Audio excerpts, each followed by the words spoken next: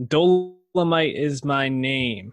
Craig Brewer's new film about um, starring Eddie Murphy about Rudy Ray Moore, who created the character of Dolemite and who was a real person that did stand-up comedy and blaxploitation films back in the 60s, I believe it was 60s, 70s. Yeah, the stories, the movie's about the making of the movie Dolemite, which came out in 1975. So yeah, late 60s and 70s is where the story takes place.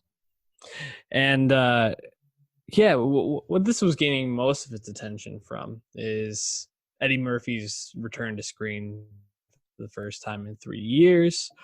What the last time was it Dreamgirls? What was it?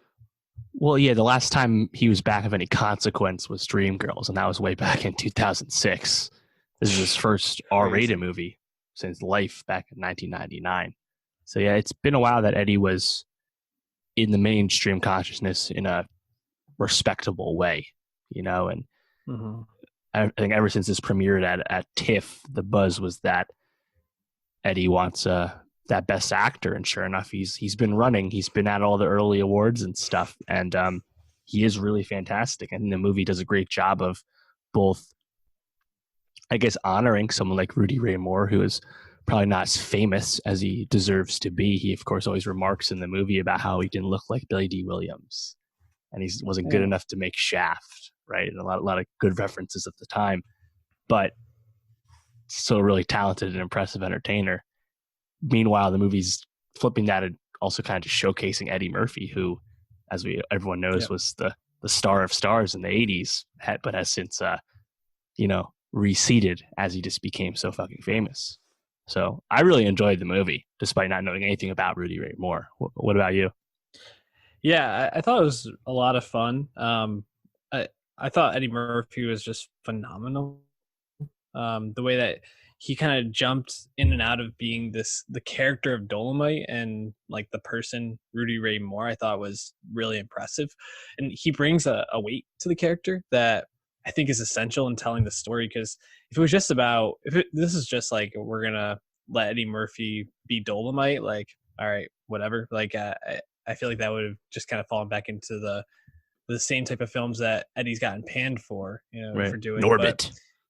Right, exactly. But showing his acting chops off and really sinking into like the struggle and this person's desire to be famous and to be successful and to keep moving through these challenges of getting this story made.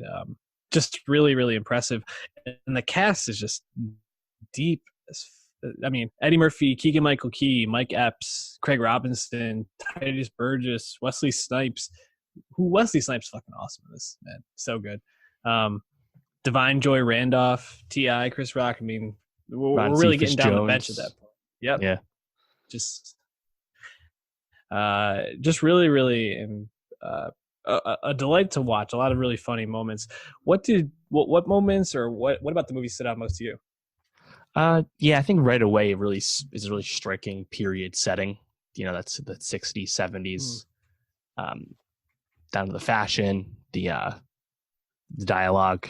It felt really accurate to the time in terms of it's a movie that's obviously unapologetically black, largely black cast about, black people, but it is still rooted in that time. And, I think was really effective scene was when Rudy and crew go see, what was it?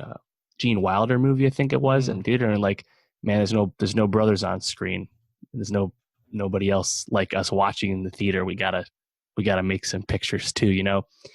I think it was really smart of rooting what it was like to be a black entertainer at that time into the story effectively. And I mean, that wasn't really an easy task because, as you said, when Eddie's in the Dolemite character, Rudy Ray Moore Dolemite was famous for being so crass and really pushing the lines and not worrying about being palatable to traditional white audiences, right? So I think it really does kind of ride that line really effectively, which is, again, funny to say because the movie is a traditional biopic in a certain sense that's really balls to the wall. Like, There's a lot of nudity in this. There's a lot of ridiculous jokes, just hilarious scenes. I think the whole thing where Snipes, who plays Derville Martin, Mm-hmm.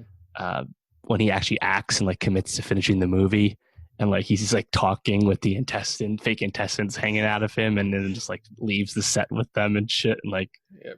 it's it was always really committed to I think committed to what it wanted to be the whole time. I was actually surprised. I kind of, not knowing the story, I thought Ron Cephas Jones, given that he's obviously a really esteemed actor, I thought his like hobo character, bum character, would come back into play and accuse Me Rudy too. of stealing his stuff. I guess it's a bit Mm-hmm. of a red herring.